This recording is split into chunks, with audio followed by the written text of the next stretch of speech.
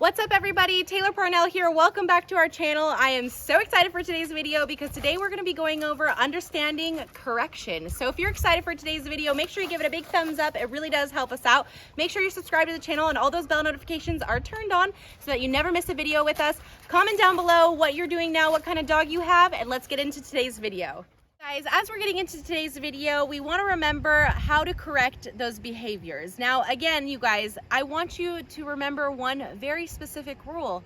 Every dog is different. No dog is the same, okay, you guys? Now, remember something very important here. Every dog is going to have a different mentality to what works for them.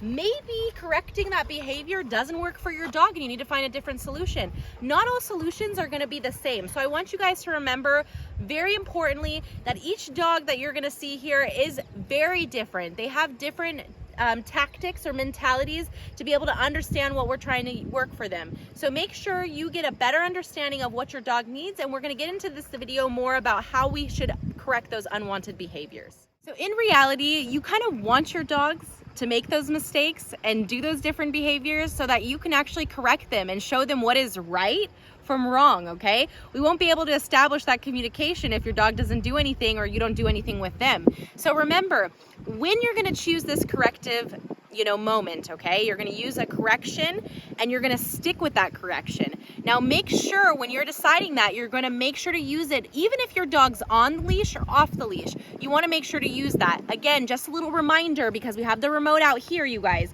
Now, again, it's really, really easy, super, a way for you to better communicate with them so that they can understand what you're doing, simply because you have the beep. Now remember, it has different tones all the way up till 8, okay? Now what's also really great is you have the vibration. Again, different levels so that you can better understand your dog. And the static, which you guys, this is how you're gonna decide what you're using with your dog. And remember, you're gonna start with the bass and you're gonna amplify it as your dog notices, okay? So the beep for us, that's gonna be the rewarded behavior. When they hear this beep, they're getting a reward, right?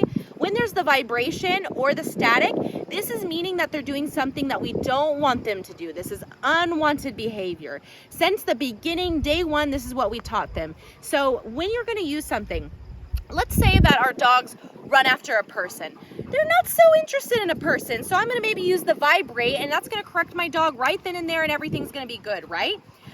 But if my dogs maybe see a cat, I might need to amplify that and go up to that static level. Now again, remember the static level has 99 levels, so you're gonna be able to understand when you're working with your dog, what level is actually making them kind of snap out of that, natural instinct to chase the cat and to come back and to listen to you. So it's not something that's going to hurt your dog or put your dog in any pain. It's basically just taking your dog out of that zone and bringing it back to make it realize, hey, my owner's over there and this is not what I'm supposed to be doing. So again, when your dog does right from wrong, it's gonna better understand what is right, sitting down, being good, listening to you, and wrong, chasing after that cat and not listening to you. So I just love these different tools here. It's a great way to establish with your dogs, and I want to get deeper into this for you guys.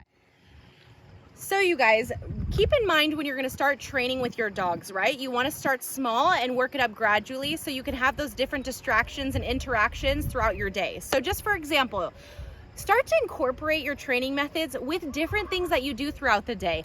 Don't just stable it to one time every single day or the same time every single day, doing the same thing, the same environment, all of this stuff. No. You want to make sure that you're changing it up always to better challenge your dog. The more you challenge your dog and stimulate your dog and have that more understanding of what they're doing, the more you're going to be able to have a better bond with them and they're going to actually get smarter from those experiences. So just for a few examples here, you guys, let's say you're gonna go get the mail, right? Go get the mail with your dog. Get your dog on the leash or with the Envirox collar, whatever you choose to do. Bring your dog with you to the mail room, right? Or to the mailbox. Bring them there and tell them sit, tell them down. Do the different commands that you're working with them and just have them in a different environment so they can better understand.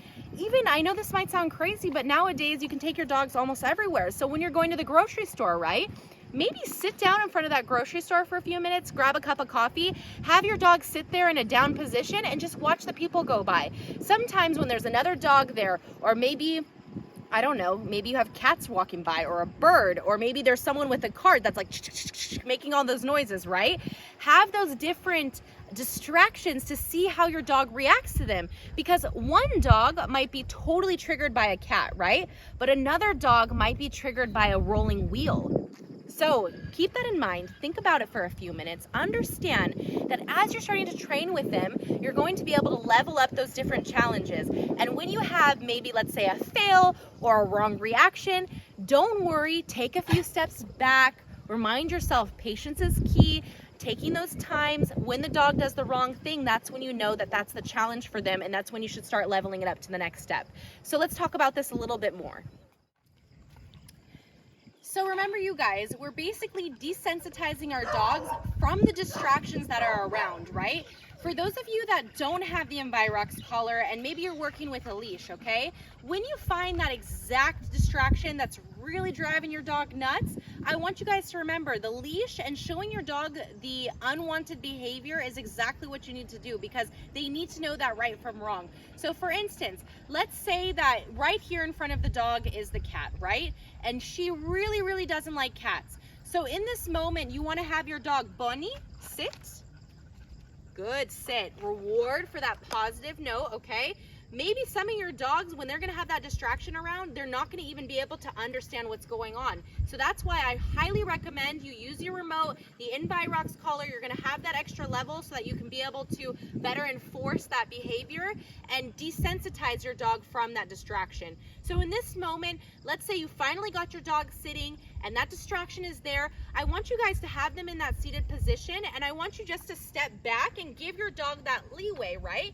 This is an extension of my arm so that if the dog does go forward, I can tell them, no, come here, Bunny, sit, and stroke them. Give them good girl, very good sit. So again, as you keep continuing this motion, I know, Bruce, you're like, I want one too.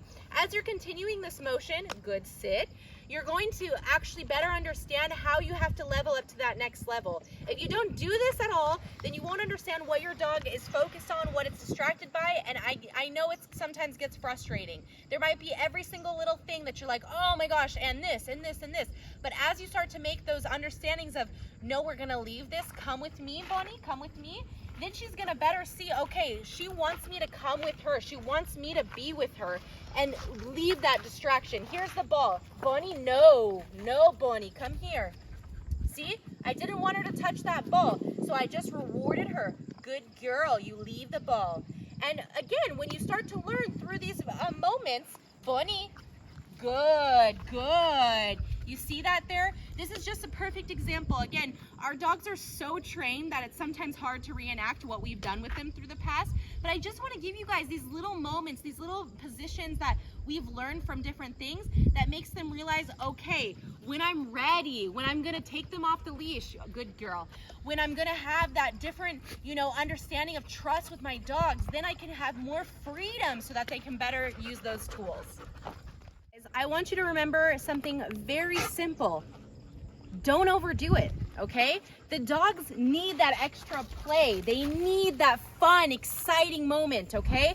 Now, the more you're going to give your dog a little bit of each part from that obedience training, the more your dog is gonna love that just extra stimulation in their brain. It's something different than just chasing a ball. They have to think twice about what you're wanting from them, how they should act, how they should react to all of those different environments. So just keep in mind, don't overdo it, okay? As you start to work with your dogs, gradually put it into different places of the day. Start with obedience training, then do some fun stuff. Go back to obedience training, and then do some more fun stuff. And guess what? This is not all going to be in one chunk of the day. If you don't have time for it, do not force your dog to overdo it, okay? Don't have them in a position to where, one, they're either not liking you and straying away and they don't really like what's going on. Let me grab the ball. They're gonna stray away, don't really like what's going on, and when you get the treat bag out, they're not excited.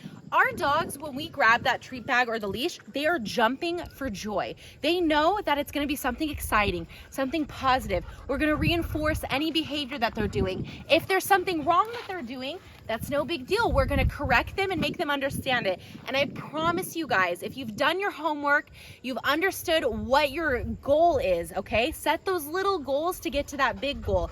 As you're gonna notice, your dog is gonna start understanding more and more, and you're gonna get more excited of that reward, okay? So I just want you guys to keep that in mind. Do not overdo it. Keep it easy, keep it simple, and you're gonna see that the reward and the outcome is that much more exciting. I literally can't wait for more of you guys to be more involved with this opportunity to really connect with your dogs, have that better understanding of what they love. Enjoy those games, have some fun, really switch it up, but also say, hey, I'm gonna correct you for this unwanted behavior. And guess what? It's okay to be strict. For those of you that it's hard for you to be strict and to stick with your word. As you know, for some of those parents out there, once you start with something, you need to stick with it, okay? If your dog is gonna run after something and you don't like it, keep that in motion and put it in motion and stick with it. Don't give up on it, because again, your dog will have more success if you just remind them and tell them of what you're asking for it. And step by step, you're gonna see that difference and love every second. So I wanna remind you guys, if you're not following us on Instagram already, definitely follow us. I'll make sure to put the description, all of our details so that you can find us on there. And of course, if you have the collar, if you're starting to train with them, you know, give yourself a shout out. I would love for you guys to tag us on Instagram so we can repost you, give you a shout out. We love to learn more. And if you guys even want to take photos of you guys doing your work or different videos and send them in to us, we would love to see them so that we can just better serve you as a community and be able to better help you guys establish that with your dogs. Come here, you guys. Let's say goodbye to everybody. Come here. Come here. Bonnie, come here. Bring your ball. Bring your ball. They're very excited about this little ball right now. And you can see through these moments, if we just give them when they like love it in the playtime, they're gonna really enjoy it for themselves. So thank you so much, you guys, for tuning in for today's video. I'm gonna keep throwing them the little ball here for the reward of showing you guys in this video how to do so. Bonnie, you wanna come here? Come here, Bonnie Bun. She's like, I'm waiting for you to throw it, please, is my favorite. Come here, Bonnie. She's like, I'm gonna give you guys the booty. So anywho, that's it for today's video. I'm gonna give them a toss. You can see it there. We'll be looking forward to seeing you all in the next one, and can't wait to see all those tags on Instagram. Bye, everybody.